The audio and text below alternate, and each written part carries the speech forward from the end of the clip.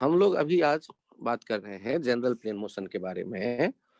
We can analyze general plane motion as superposition of two independent motion. First, translation of center of mass. Second, rotation about center of mass. जैसे ये लुढ़कता जा रहा है आगे एक व्हील, जैसे एक रॉड दीवार के सहारे किनारे रखा गया था और वो स्लाइड करके फिसल कर फर्श पे गिरने लगा। जैसे ये फ्लाइंग डिस्क, इन सब की ये किसी भी पॉइंट का वेलोसिटी मुझे चाहिए, इस समय एनर्जी हमें चाहिए, इस समय मोमेंटम हमें चाहिए। तो दो टुकड़ों में देखेंगे, जैसे काइनेटिक एनर्जी देखेंगे, translational kinetic energy of centre of mass half m VCM square plus half I किसके अबाउट, सेंटर ऑफ मास के अबाउट, ओमेगा स्क्वायर। यदि एंगुलर मोमेंटम लिखना होगा, तो भी कैसे लिखेंगे, सेंटर ऑफ मास का r cross p, centre of मास का ट्रांसलेशनल मोशन और सेंटर ऑफ मास के अबाउट रोटेशनल मोशन।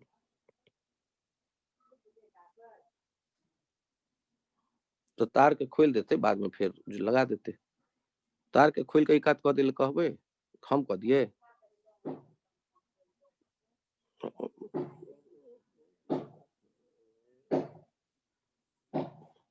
तो सेंटर ऑफ मास का ट्रांसलेशन और सेंटर ऑफ के अबाउट रोटेशन, ये दिमाग में एकदम सेट कर ले। जनरल प्लेन मोशन के क्वेश्चन हम बनाएंगे तो दो टुकड़ों में देखेंगे। यदि दो टुकड़ों में हम बात करते हैं, तो translation of centre of mass and rotation about centre of मास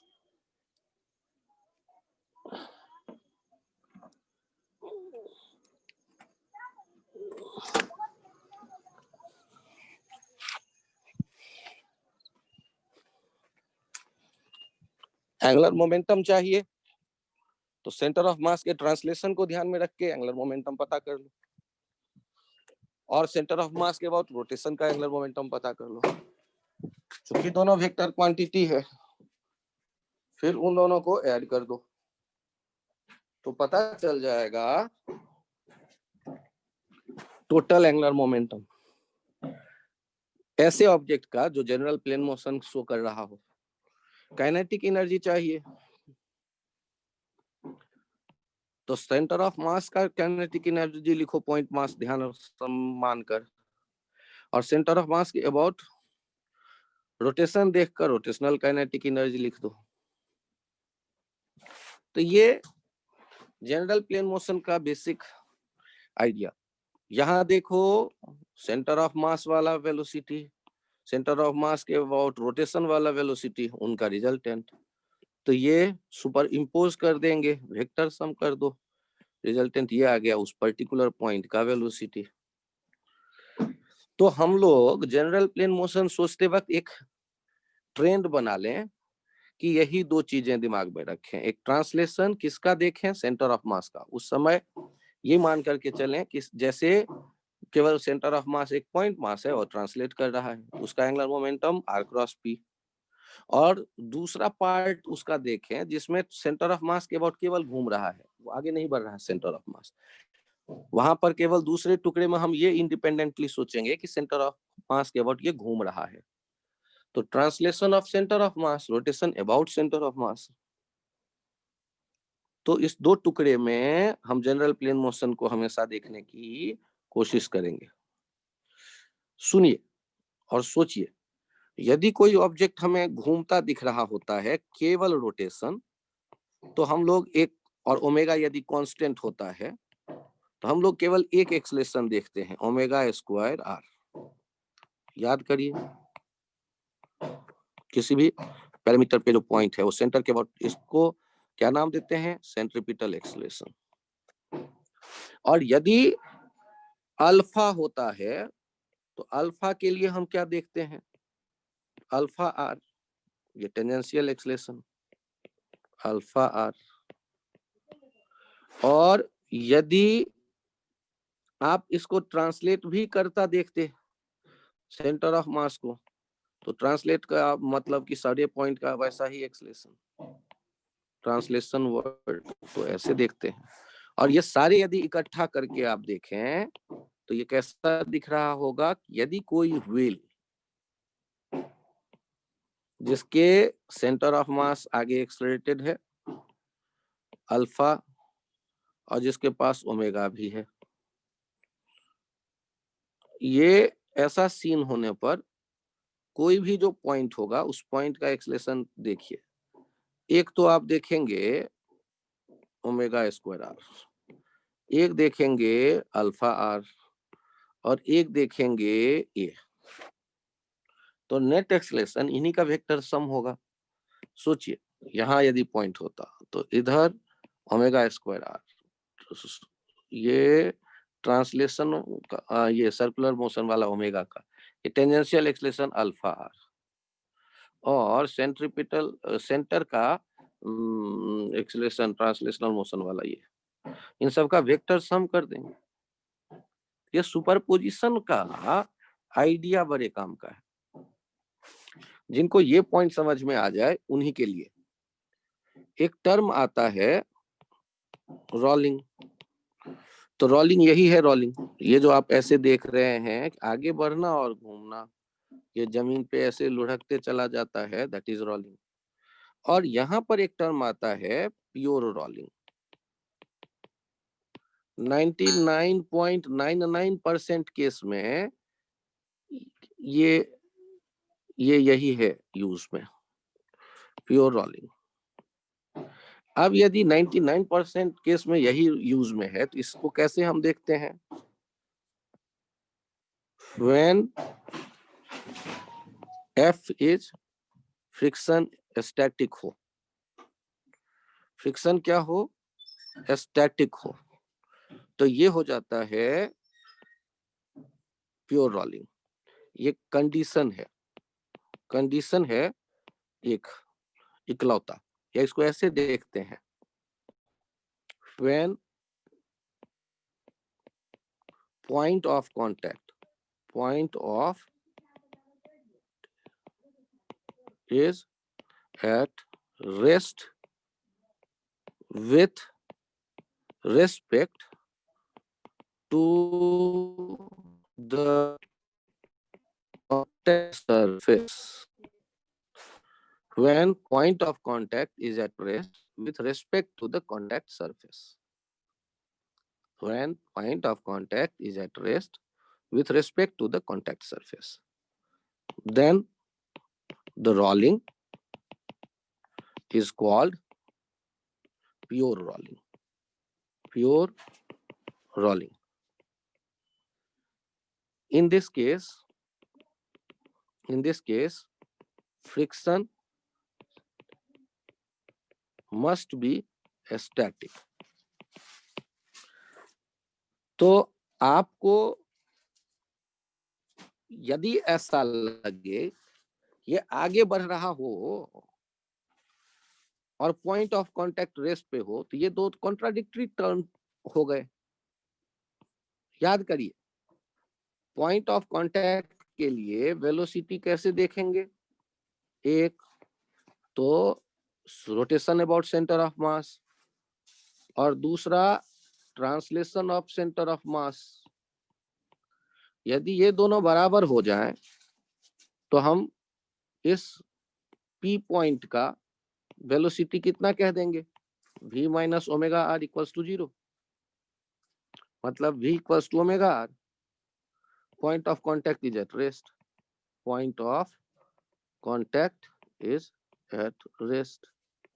तो आपको एक और कंडीशन यहां दिखने लगा कि v equals to omega r, ये प्योर रोलिंग यहां कहलाएगा। और 99% केसेस में और मेंस तक रोलिंग वर्ड भी लिख दे तो प्योर रोलिंग मान के चलिएगा। जब एडवांस में आप काम कर रहे होंगे आईआईटी के एडवांस वाले पेपर में, तो रोलिंग प्योर रोलिंग ही हो ये जरूरी नहीं है।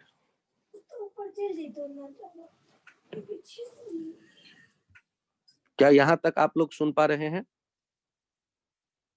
Yes, sir. अब यदि इस कंडीशन में आप काइनेटिक एनर्जी लिखते हैं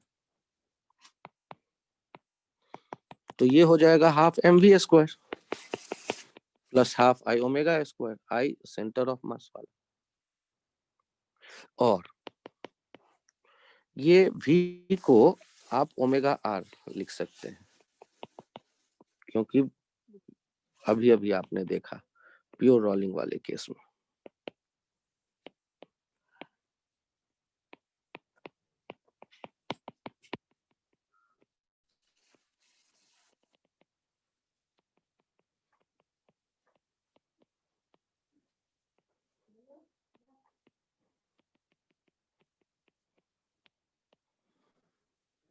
ये जो डिस्क है,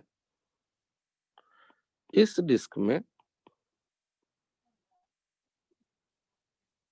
ये जो पॉइंट ऑफ कांटेक्ट है, उस पॉइंट ऑफ कांटेक्ट के अबाउट यदि हम आई पी देखना चाहें, ये पैरेलल एक्सिस थ्योरम से कितना हो जाएगा, I G plus M R square.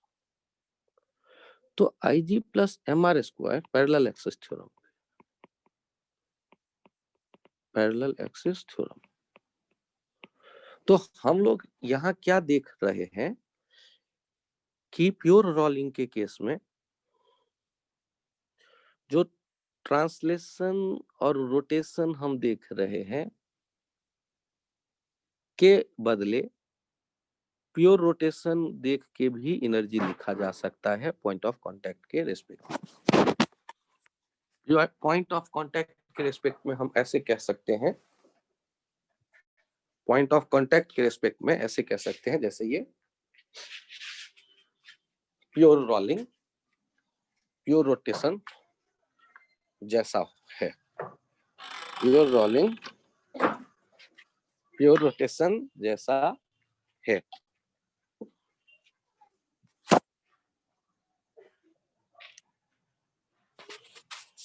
अब आपसे मैं यदि ये कहता हूं कि यहां से एक डिस्क को रिलीज किया गया, रिलीज्ड फ्रॉम रेस्ट, तो डिस्क को रिलीज करेंगे तो ये तो बताइए कि यदि ये रफ होगा तो जब ये नीचे आएगा तो प्रैक्टिकली देखिएगा इसके पास दो वेलोसिटी दिखेगा आपको, और आपसे कहा जा रहा है प्योर रोलिंग। मतलब इसको प्योर रोलिंग को ये भी कहते हैं rolling without slipping.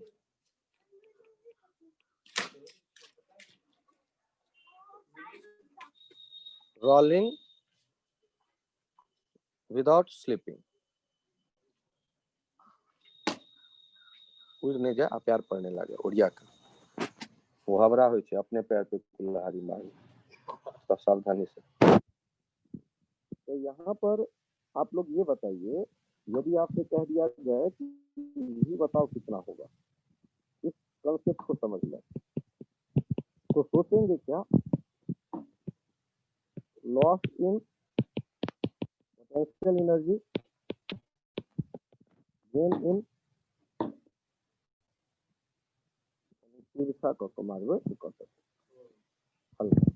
Gain in kinetic energy. अब ये लॉस इन पोटेंशियल एनर्जी तो centre of mass h b से आया mgh, और काइनेटिक एनर्जी को दो टुकड़ों में देखो, half mv square plus half I centre of mass के अबाउट ओमेगा, और है भी। तो आपको प्योर रोलिंग से ये भी पता चल गया v equal to omega half mv square plus half mr square by 2 v by r का स्क्वायर, ये हो जाएगा mv square by 2 plus mv square by 4 equal to 3/4 mv square. इसके किसके बराबर mgh, तो v कितना हो गया अंडर रूट 4gh/3। तो आप अब 2 मिनट बाद मुझसे कहोगे कि सर नॉर्मल का वर्क डन हुआ होगा, मैं कहूंगा कि हाँ भाई, लेकिन सोचो तो डिस्प्लेसमेंट और नॉर्मल के बीच 90 डिग्री। आप कहोगे कि सर ग्रेविटी का वर्क हुआ होगा, मैं कहूंगा वही तो पोटेंशियल एनर्जी में आया है। फिर आप कहोगे कि फ्रिक्शन का वर्क हुआ होगा, अच्छा आइडिया, उड़ करने लगे वो कैलकुलेट करना टॉर्क लग जेते वो उलट दे, तो बीच में हाथ करबे हरदम और तिरछा। हाँ हाँ, नहीं तो वो आइडिया ठीक, लेकिन प्यार बचा के हल्का, हाँ ठीक करना प्यार बचा। अब ये यदि तुम्हारे समझ में आए तो यहाँ इसको ऐसे भी देख सकते थे कि mgh equals to half I point of contact omega square. क्यों? क्योंकि हमने पहले देखा था प्योर रोलिंग में काइनेटिक एनर्जी में 2 टुकड़ों को ऐड करने के बदले ये भी कर सकते हो, पॉइंट ऑफ कांटेक्ट के अबाउट सोच ले सकते हो एनर्जी, पॉइंट ऑफ कांटेक्ट के अबाउट सोच ले सकते हो एनर्जी।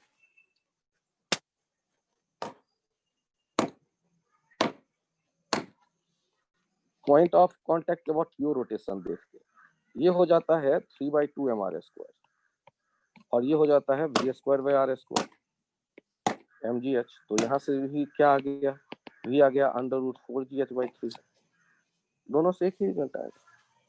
तो यहाँ थोड़ा सा काम आपका हल्का हो गया, लेकिन ये तो करेंगे वो ना जिनको पैरेलल एक्सिस थ्योरम पे अच्छी प्रैक्टिस हो। यदि अच्छी प्रैक्टिस नहीं है तब तो गड़बड़ हो जाएगा। टेंगा दीजिए। अब यहाँ चेक करिए, यदि ये चलो सीख गलो यो, हाँ सॉलिड स्फीयर होता, सॉलिड स्फीयर होता, ये रफ है, एक का गाछ टूट जा सत्या कने का गाछ है।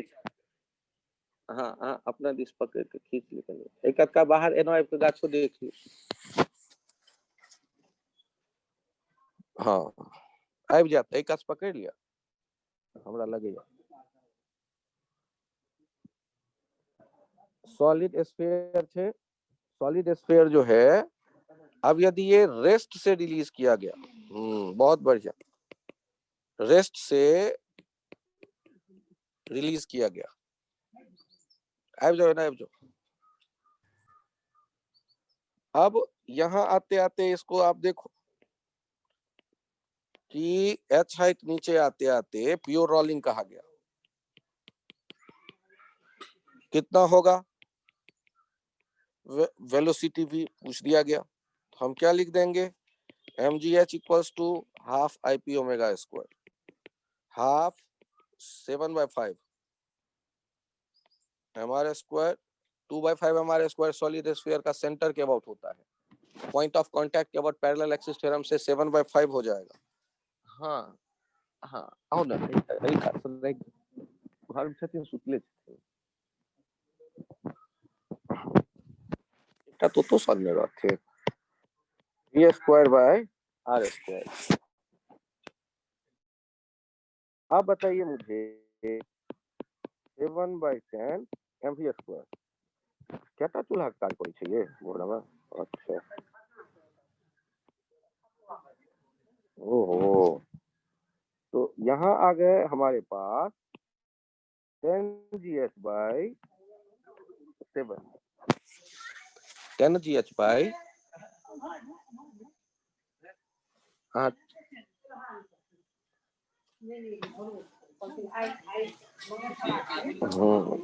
हाँ हाँ,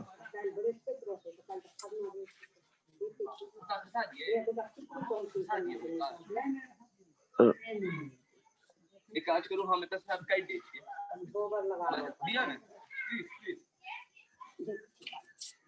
जाओ जाओ जाओ।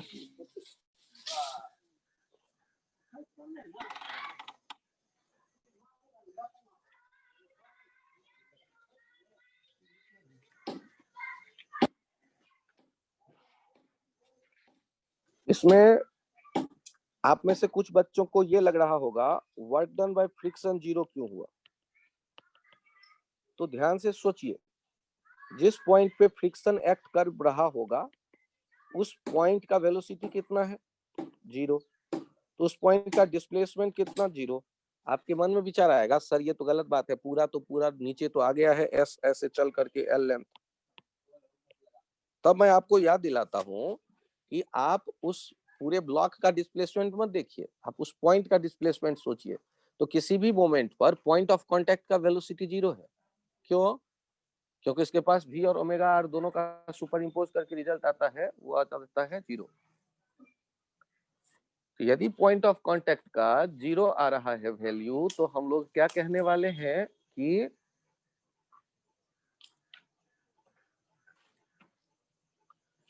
नेट वर्क डन 0 होगा, इसलिए क्योंकि पॉइंट ऑफ कांटेक्ट का डिस्प्लेसमेंट 0 है जहां फ्रिक्शन एक्ट कर रहा है। तो वर्क डन फ्रिक्शन का 0 होगा।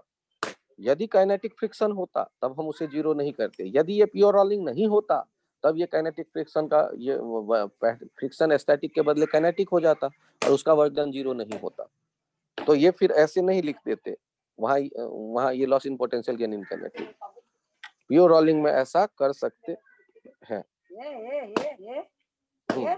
हाँ हाँ आइते कच्चे बात कर अलाही बेचे छे माछ, अनारी बेचे छे कांट, अनारी लोग चलबे छी नहीं चलो बड़ा दिखा चिपी कंट्री दे ने पर सारे का रात का दिन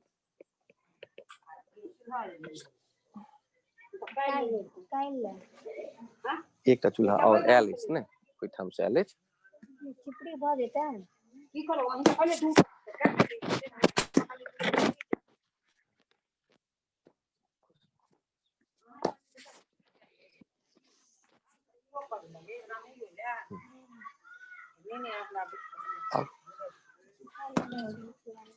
रुको ना पहले, चलो ना पहले खिला लेते हैं।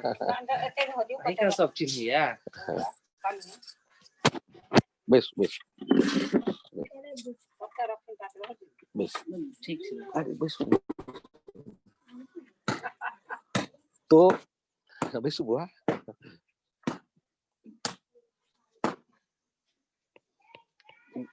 हाँ अच्छा खलाई लीजिए छिए अते हमारी मुझे चलो हम चलो को रुको ना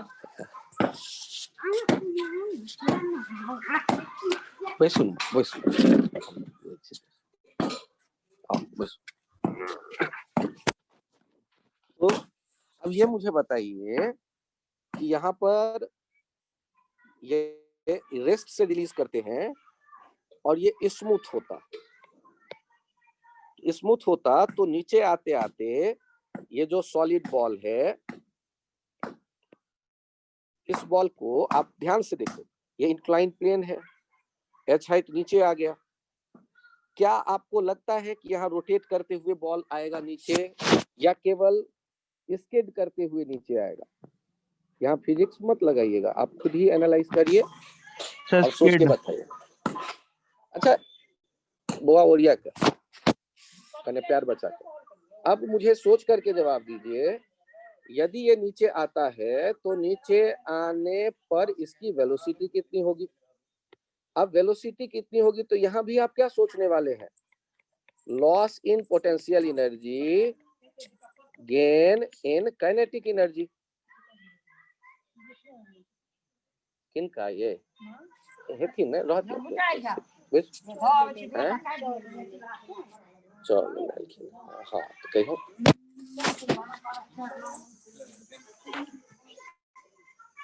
यहाँ पूछने अभी हम की करे के की देख छे से बुझा दिए उनका कह दिलिए नहीं तो अपने पूछो।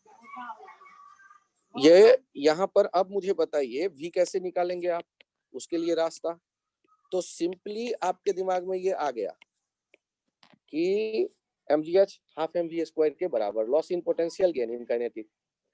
यहाँ पर हाफ आई ओमेगा स्क्वायर नहीं लिखना पड़ा, उसे पहले फील करिए एक पॉइंट, और दूसरा पॉइंट ये फील करिए कि यहाँ आखिर ये रोल कर क्यों नहीं रहा, यहाँ स्किड करते क्यों आएगा। सोचिए कांच का एक प्लेन इंक्लाइन प्लेन बना लीजिए, उस पे कॉइल बिखेर दीजिए, और उस पे सॉलिड एक बॉल डाल दीजिए। अपन यहाँ पे चल जाओ, अपने पूछ लेबै ना, चाबी लेकर चल जाओ। लिया चप्पल लिया।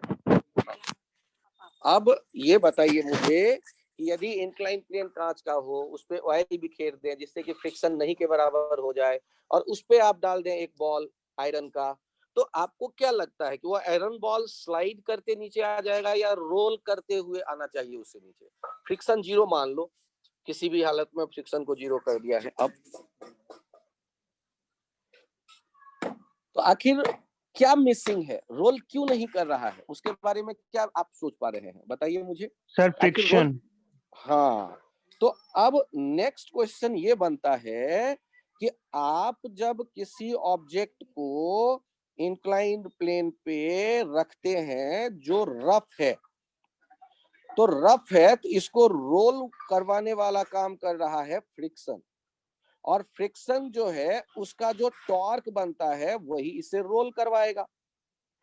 और यदि ये रोल कर रहा है, मतलब यहाँ एंगुलर एक्सेलरेशन अल्फा है और सेंटर को आप देख रहे हैं आगे नीचे ट्रांसलेट होकर आते हुए, तो बताइए इनको नीचे लाने का काम तो कौन कर रहा होगा? mg sin theta. लेकिन mg sin थीटा पहले भी था, mg cos थीटा पहले भी था।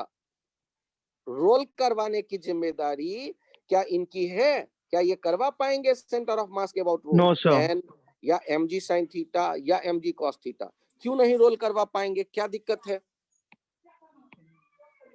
सर सेंटर ऑफ मास से ये पास होने तो इनका टॉर्क जीरो हो जाएगा।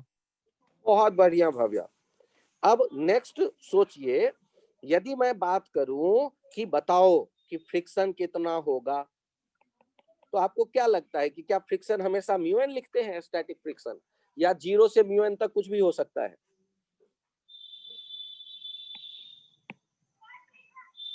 सर जीरो से म्यू एन। अरे बाकी बच्चे भी सोच सकते हैं, सबको सोचना है, ऐसा नहीं है कि केवल भव्या जवाब दे। अच्छा चलो मान लेते हैं।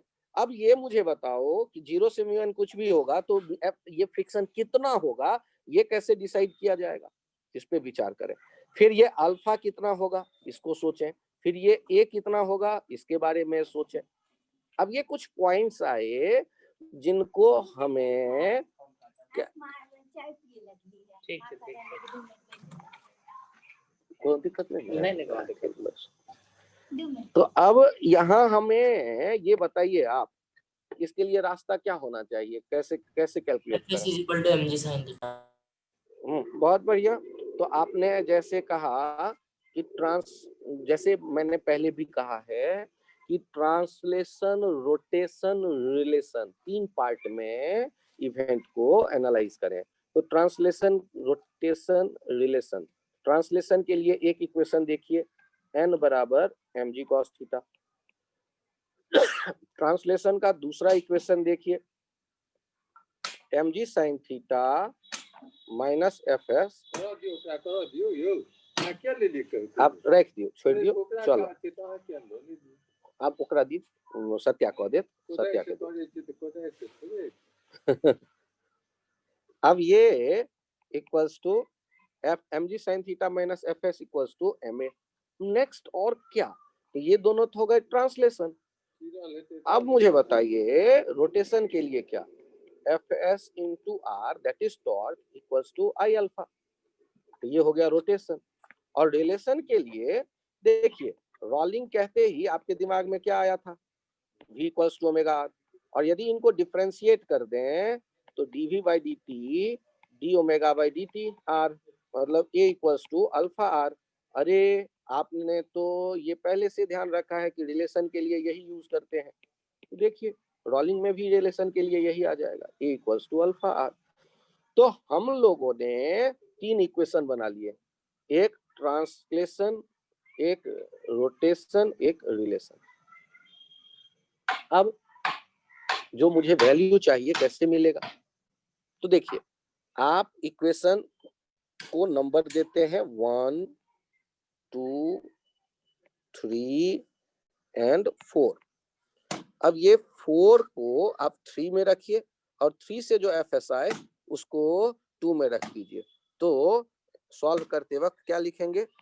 From equation 4, 3 and 2।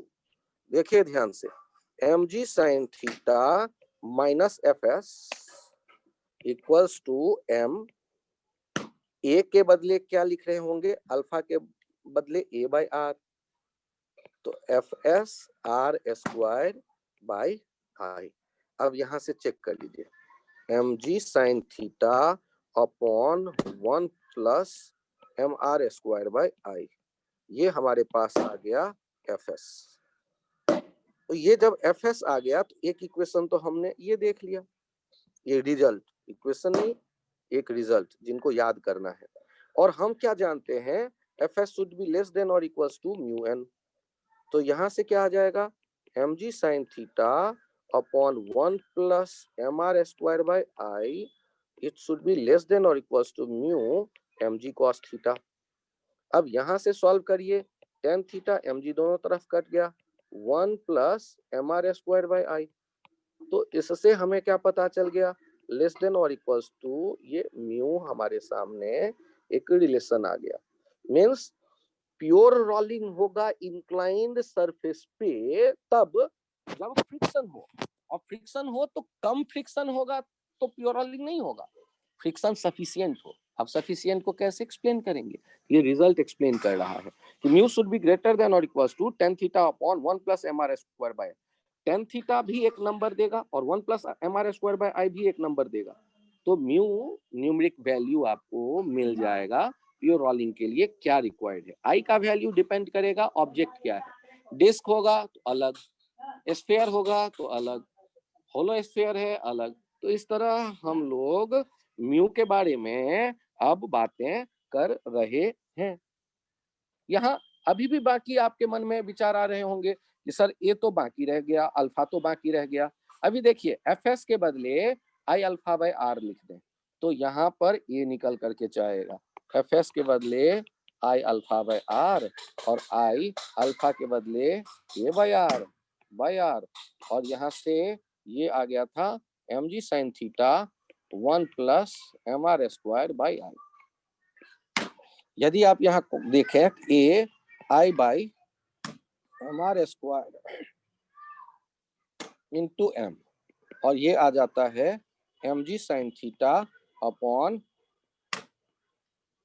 M R square by I, एक कॉमन ले लो, I by M R square plus 1। ये देखिए ये यहाँ से कैंसिल आउट, ये कैंसिल आउट, ए का वैल्यू आ जाता है जी sine theta 1 plus I by M R square. देखिए कुछ इक्वेशंस हैं, मैनिपुलेट करके आप सॉल्व जरूर कर लेंगे। एग्जामिनेशन में आपको, मेंस के एग्जाम में आपके मिलते हैं अप्रोक्सीमेटली 3 मिनट्स। मान लो 2 मिनट तुम चाहते हो सॉल्व कर लें, तो 2 मिनट में कैसे सॉल्व करोगे। हाँ, आपकी कैलकुलेशन की एबिलिटी बड़ी अच्छी है तो आप डिराइव कर सकते हो, लेकिन यदि थोड़ा सा भी कुछ कॉम्प्लिकेटेड लैंग्वेज लिख दिया तो क्वेश्चन पढ़ने में तुम्हारे 1 मिनट से ज्यादा निकल जाएंगे। तो यदि फॉर्मूला याद है तो आप आंसर कर सकते हो। तो मेंस के लिए फॉर्मूला याद करो और एडवांस के एग्जामिनेशन को ध्यान में रख के इनके डेरिवेशंस को भी सोचो और समझो। देखो चलो जी, हाँ आओ, जी साइन थीटा अपॉन 1 प्लस, ये जो ए का वैल्यू है, जैसे आपसे कह दूं डिस्क, तो यदि डिस्क कह देंगे आप तो डिस्क के लिए एक्सलेशन कितना होगा प्योर रोलिंग के टाइम पे, तो 1 plus M R square by 2 upon M R square, तो 1 by 2 M R square cut जाएगा, ये हो जाएगा 2/3 जी साइन थीटा। यदि आपको रिंग होता तो रिंग आप क्या लिखते, G sine theta upon M R square by M R square 1 हो जाता, नीचे आ जाता डी साइन थीटा बाई 2। तो ये अलग अलग शेप के ऑब्जेक्ट के लिए अलग अलग वैल्यू जैसे आ जाएगा। हम लोग क्या याद रखें, तो यहाँ एक डायग्राम देखिए, ये रफ सरफेस है, इंक्लाइनेशन है थीटा और है ये प्योर रोलिंग, प्योर रोलिंग। तो हम यहाँ क्या कह सकते हैं प्योर रोलिंग के टाइम पर, यहाँ कह सकते हैं प्योर रोलिंग के टाइम पर क्या कह सकते हैं? प्योर रोलिंग के टाइम पे हम कह सकते हैं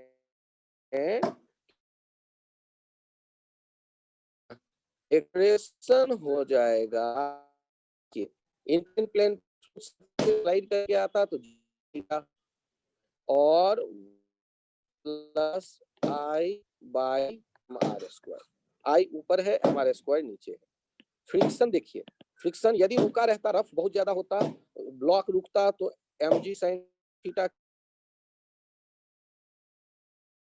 अभी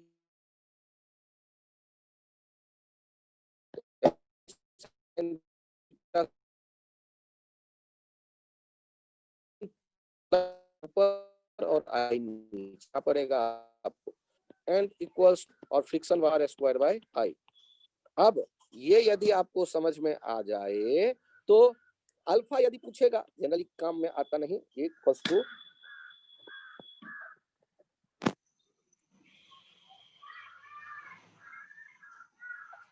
ए इक्वल्स टू अल्फा आर से अल्फा निकल आएगा, A equals to alpha R से। इक्वेशन कैसे लिखा था उसको याद करो, इक्वेशन कैसे देखा था, ये एफ एस, ये जो देखा था नॉर्मल, इधर देखा था एम जी साइन थीटा, इधर देखा था एम जी कॉस थीटा। एक तो हो गया था N equals to M G cos theta, एक हो गया था M G sine theta minus F S equals to M A, एक हो गया था F S into R equals to I alpha, और एक हो गया था A equals to alpha are, और एफ एस हम जानते हैं लेस देन और equals to mu S N. इन सबको हम यूज करते हैं और ये सॉल्व करके ये रिलेशन आ जाता है। ये कितने इक्वेशन हो गए थे, 1 2 3 4, और चौथा में पांचवा हम लोग जानते ही जानते हैं, F S is less than और equals to mu S N. तो हम लोगों को ये पता चल गया,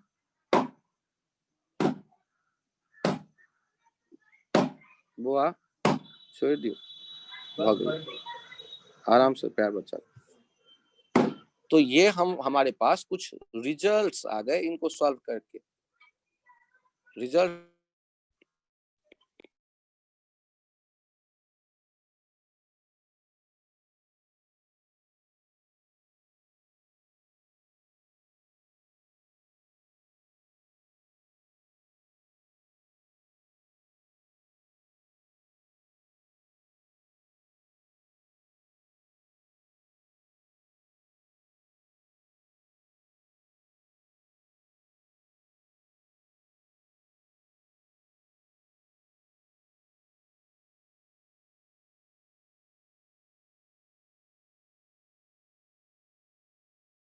सर आप म्यूटेड हो।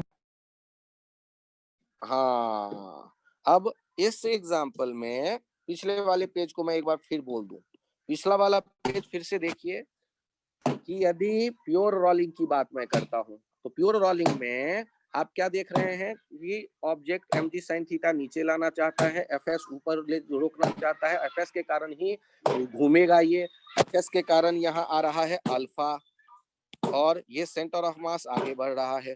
अब इनके लिए तीन पार्ट इक्वेशन देखते हैं, n equals to M G cos theta, M G sine theta minus F S equals to M A, ये दोनों हो गए ट्रांसलेशन। इसके बाद वाला क्या हो गया, रोटेशन, और उसके बाद रिलेशन, ये दोनों हो गए ट्रांसलेशन, ट्रांसलेशन, फिर ये हो गया रोटेशन, फिर ये हो गया रिलेशन, वी नो दैट, ये इंफॉर्मेशन हो गया जो हमें पहले से पता है। अब इन सब को सॉल्व करते हैं तो ये रिजल्ट्स आ गए,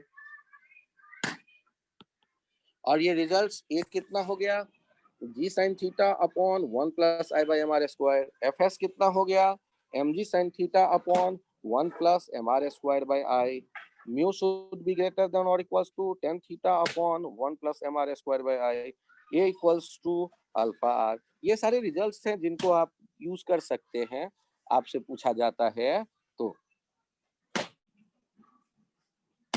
इसमें यदि कोई कंफ्यूजन है तो बताइए। अब इसके एप्लीकेशन पार्ट की बारी आती है। अब यदि इसके एप्लीकेशन पार्ट की बारी आती है जैसे ये रिंग है, म्यू कितना हो कि प्योर रोलिंग होगा, तो म्यू कितना हो कि प्योर रोलिंग होगा, तो म्यू का वैल्यू देखिए, mu should be greater than और equal to tan theta upon 1 plus mr square by I. अब ध्यान से देखिए 30 degree 1 plus mr square by, ring के लिए क्या लिखते हैं mr स्क्वायर, ये tan 30 अपॉन 1 प्लस 1 बाय 2√3, ये म्यू का वैल्यू आ गया, mu should be greater than और इक्वल्स टू 1 बाय 2√3। सोचिए यदि ऐसा होता कि हम लोग यहाँ देखते कि एक सॉलिड स्फीयर है, सॉलिड स्फीयर, तो सॉलिड स्फीयर के लिए कहानी पका, मुझे बताओ, ये रफ है सरफेस और ये प्योर रोलिंग है। यदि ऐसा आपको दिख रहा है तो कह रहा है म्यू का वैल्यू कितना होगा, ये एंगल दिख रहा है 45 डिग्री, ध्यान से सोचिए, तो mu should be greater than और equals to tan theta upon 1 plus mr square by I. यहाँ m पहले आता है आई बाद में, यहाँ देखिए tan 45 upon 1 plus mr square 2 square, यहाँ चेक करिए 1045 1 हो गया, 1045 1 हो गया, 1 प्लस 5/2, ये कितना हो गया 2/7। अब सोचो और मुझे बताओ म्यू के वैल्यू कितना होगा, यदि ऐसा आता है प्योर रोलिंग के लिए, यही रास्ता है ना, और कौन सा रास्ता। तो आप इन फॉर्मूलों को याद करिए, अभी के लिए इतना ही रखते हैं, थैंक यू, बाय बाय।